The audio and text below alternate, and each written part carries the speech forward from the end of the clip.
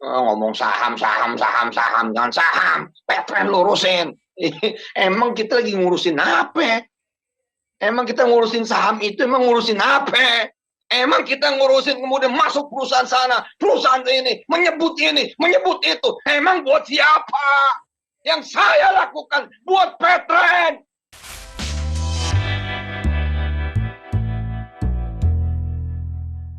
Assalamualaikum warahmatullahi wabarakatuh. Salam sehat dan bahagia untuk sahabat semuanya. Alhamdulillah, hari ini Kamis 31 Maret tahun 2022 kita bisa melanjutkan isian untuk channel kita SKS 21. Sahabat sekalian, 3 video terakhir kita kemarin mencoba untuk mengikuti mengulas beberapa hal yang terkait dengan masalah-masalah yang sedang dihadapi Yusuf Mansur. Dan menjelang beberapa hari lagi kita masuk Ramadan, kita mencoba untuk memberikan refleksi atas apa yang kita lakukan pada beberapa waktu yang lalu. Sahabat sekalian, ternyata sampai dengan hari ini Iqbal yang pada video Pak Darso tempo hari akan sanggup membuka kembali bagaimana hubungan antara Jody dan Yusuf Mansur. Ternyata kita belum mendapatkan informasi lebih lanjut. Kemungkinan sedang berpikir ulang dan atau ada hal lain kita belum tahu. Demikian juga perkembangan tentang penjualan atau dugaan penjualan tanah wakaf atas tanah wakaf dari keluarga Bu Vina Anggraini Yusuf Mansur yang sampai dengan saat ini juga kita belum mendapatkan update atau informasi terbaru. Kita tahu beberapa hari yang lalu justru Yusuf Mansur dan bersama keluarga sedang berlibur di Dubai, dan tentu mudah-mudahan liburan keluarga Yusuf Mansur bisa berinspirasi bagaimana kasus yang dihadapi bisa selesai dengan baik. Ya, bisa jadi mungkin liburan itu memang seperti sebuah reel atau beberapa video yang menyatakan bahwa memang kalau suatu masalah nggak jalan keluar, kita pengen jalan-jalan dulu ya. Begitu kira-kira yang diikuti oleh Yusuf Mansur. Kalau lagi pusing, coba tarik napas pelan-pelan, hembuskan. Tapi kalau masih pusing juga, coba tarik tunai, lalu pergi liburan, gaskan karapiak ya. Sahabat sekalian, Ramadan yang beberapa saat lagi akan kita masuki bersama, mengajarkan kita akan banyak hal, termasuk bagaimana kita bisa untuk berlaku jujur, kemudian juga tidak mudah marah, adil dan sebagainya. Dan yang menarik, kita melihat beberapa waktu yang lalu bagaimana Yusuf Mansur nampak marah-marah dalam sebuah video atas sebuah masalah ketika dia sedang dalam sebuah forum. Ngomong saham, saham, saham, saham, jangan saham. Petren lurusin. Emang kita lagi ngurusin apa? Emang kita ngurusin saham itu, emang ngurusin apa? Emang kita ngurusin kemudian masuk perusahaan sana, perusahaan ini, menyebut itu. Emang buat siapa? Yang saya lakukan buat Petren. Bisa saya ngajak ngomong Anda semua, saya butuh duit 1 triliun buat ngekerjain Petren. Bisa. Mau Anda patungan? Mau. Kalaupun mau dan saya terima duit Anda, maka saya akan makin bermasalah hari ini. Maka itulah saya ngamen, saya ngasong. Demi siapa? Demi Anda semua. Demi satu nama, Petren. Nah, kita tidak tahu kenapa sampai demikian, tetapi ternyata kemarahan seseorang itu mengundang, atau kemarin Yusuf Mansur tadi mengundang banyak komentar dari beberapa netizen. Ya, kita akan coba menyampaikan bagaimana beberapa komentar dari netizen tersebut. Salah satu netizen, Marsitin Vino berkomentar, jangan dibalas orang stres kayak gini. Ustadz sedekah tukang tipu, penghasil sedekah dibawa kabur. Yang lebih menarik lagi, dari Chandra Yogi, mesti diperiksa kejiwaannya orang satu ini. Rusak moralnya, duniawi banget. Pedro Odrep mengatakan, Allah sudah menurunkan azab dengan perlahan agar jamaah segera bertobat dan segera mengembalikan uang jamaah yang sudah diembat sebelum azab yang besar menimpa Yusuf Mansur. Sahabat sekalian, ya soal tobat memang bukan hanya Yusuf Mansur yang bertobat, tapi saya kira kita semua juga harus melakukan tobat. Bisa jadi kita juga punya kesalahan yang kita tidak sadari, tetapi memang ketika sebuah kesalahan itu menyangkut publik, merugikan orang lain, memang menjadi sorotan, dan saya kira mudah-mudahan kita berharap Yusuf Mansur bisa mengikuti beberapa seruan-seruan netizen tadi, termasuk segera bertobat. Sahabat sekalian, kembali tentang tobat, ya saya kira memang kalau kita ikuti beberapa kajian, ada baiknya memang sebelum akhir Ramadan kita berupaya untuk melakukan refleksi dan kita berupaya untuk melakukan pertobatan atas dosa-dosa yang kita lakukan pada masa yang lalu, dan sungguh-sungguh, tobat yang sungguh-sungguh, dan kita akan tidak mengulangi lagi. Saya kira ini pesan yang moral bagi kita semuanya, dan terkhusus tentu bagi seorang Yusuf Mansur sudah paham betul akan hal ini. Kita coba mengingatkan apa yang tadi disampaikan oleh netizen yang menyerukan demikian. Sahabat sekalian, saya kira puasa juga akan mencoba melatih kita berlaku jujur, tidak suka berbohong. Dan kalau tentang bohong ini saya kira semua orang mungkin pernah berbohong, tetapi memang ada kebohongan yang dibenarkan dan ada juga kebohongan yang memang harus dihindari. Yang dibenarkan mungkin ketika kita berupaya untuk melakukan sebuah kebaikan, ya, sebuah kebaikan yang memang harus berbohong. Kemudian yang tidak dibolehkan adalah ketika kebohongan kita tadi bisa mengakibatkan kerugian atau menimbulkan hal yang tidak baik bagi orang lain dan bagi diri kita sendiri. Dan tentang kebohongan ini kita nggak tahu, melihat sebuah video yang tiba-tiba dihapus ketika Wirda memamerkan uangnya dalam jumlah miliaran.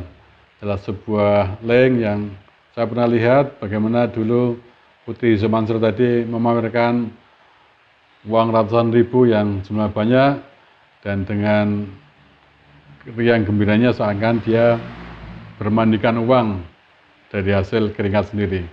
Apakah benar demikian? Wallahu alam. Tetapi kita mengetahui beberapa crazy race memang juga melakukan hal yang demikian, memamerkan apa yang dia miliki dan menyatakan bahwa seakan-akan dia telah mendapatkan sebuah kenikmatan dengan melakukan flexing atau pamer atas apa yang dia miliki.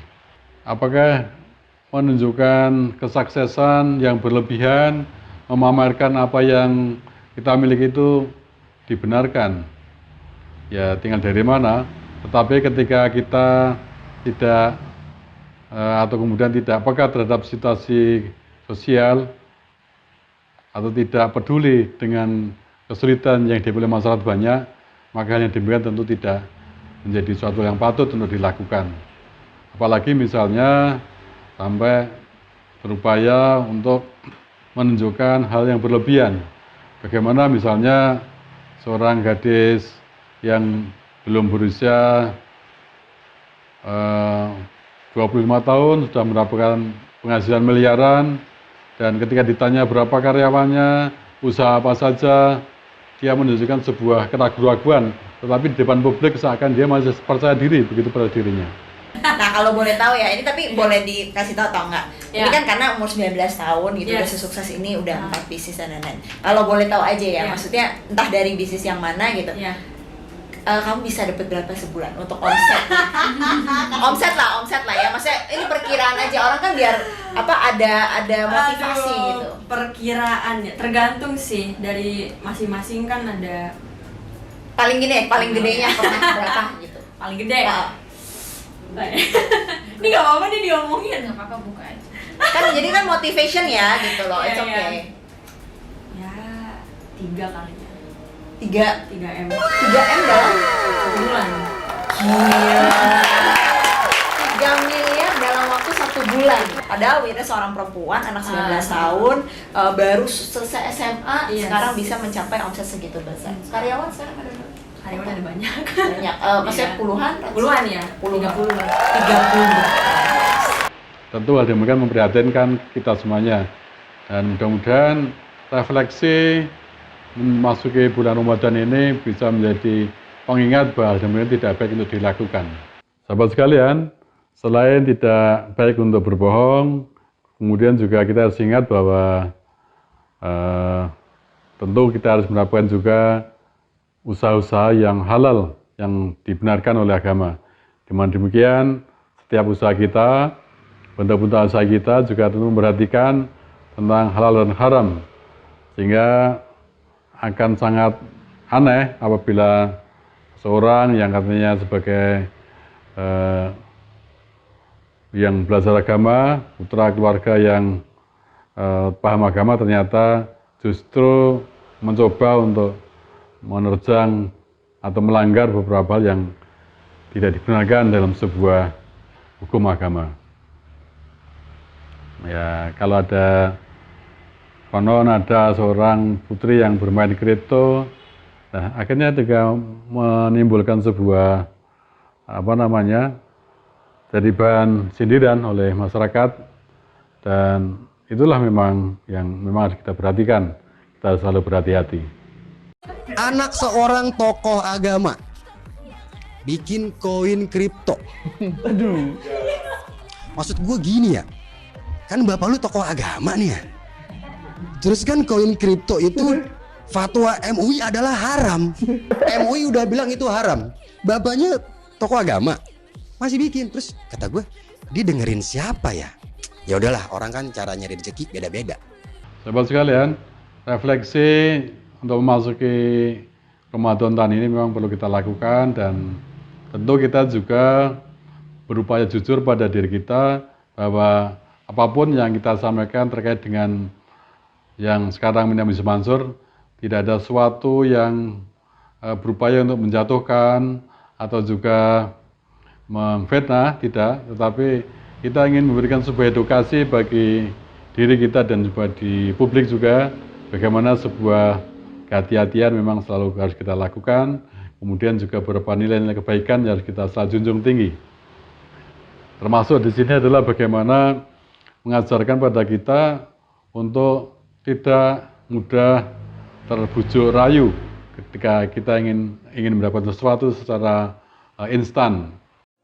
Saya juga tentunya menitipkan pesan kepada rekan-rekan, mari kita menciptakan iklim usaha yang baik. Ada satu contoh yang tentunya ini juga harus kita hindari. Ingin cepat kaya dengan cara yang pintas. Mungkin rekan-rekan lihat bahwa beberapa minggu ini di media banyak muncul kasus-kasus seperti ini. Saya nggak mau ngomong secara spesifik, tapi ini kira-kira hal yang seperti ini adalah hal-hal yang harus dihindari. Jadi skema-skema bisnis yang menggunakan skema ponzi, MLM, dan kemudian memanfaatkan robot trading yang nantinya itu ujung-ujungnya mengumpulkan dana dari rakyat, dan kemudian kita tidak bisa mempertanggungjawabkan, dan akhirnya yang menjadi korban adalah masyarakat kecil. Tolong ini dihindari. Kalau ada yang mengajak rekan-rekan terkait dengan hal-hal seperti ini, waspada. Karena ini kecenderungannya saya lihat selama ini tidak pernah ada yang berhasil. Pasti berakhir masuk penjara. Sahabat sekalian, kita memang perlu waspada, dan ada dalam sebuah kesempatan memberikan sambutan di Jakarta dan sebuah acara, Kapolri menyampaikan beberapa pesan bagaimana kita harus waspada dan juga hati-hati atas beberapa bisnis yang akhirnya merugikan masyarakat banyak. Dan apakah pesan Kapolri ini merupakan sinyal bahwa apa yang dilakukan Yusuf Mansur juga harus dicermati, diperhatikan, atau bahkan sekarang sedang ditelisik lebih lanjut? Kita akan menunggu perkembangan lebih lanjut. Dan sahabat sekalian, apabila mungkin Anda memiliki beberapa informasi yang terkait dengan beberapa yang kita sampaikan tadi, silakan berbagi komentar dalam channel kami. Mudah-mudahan bisa memberi pengetahuan dan juga informasi yang bermanfaat bagi kita semuanya. Sahabat sekalian, kita ingin memasuki bulan Ramadan dengan penuh kekhusyukan dan ibadah yang baik. Dan kalau toh nanti barangkali Yusuf Mansur harus berhadapan dengan hukum selama bulan Ramadan. Bahkan ada laporan baru yang disampaikan kepada aparat penegak hukum dan Yusuf Mansur harus diminta keterangan. Mudah-mudahan semuanya bisa berjalan dengan baik dan tidak mengurangi kekhususan kita dalam ibadah Ramadan. Sahabat sekalian, demikian mudah-mudahan apa yang kita sampaikan bisa bermanfaat dan jangan lupa untuk subscribe, like, komen, dan share. Mudah-mudahan channel SKS21 semakin berkembang dan bermanfaat bagi kita semuanya. Salam sehat dan bahagia sahabat semuanya. Assalamualaikum warahmatullahi wabarakatuh.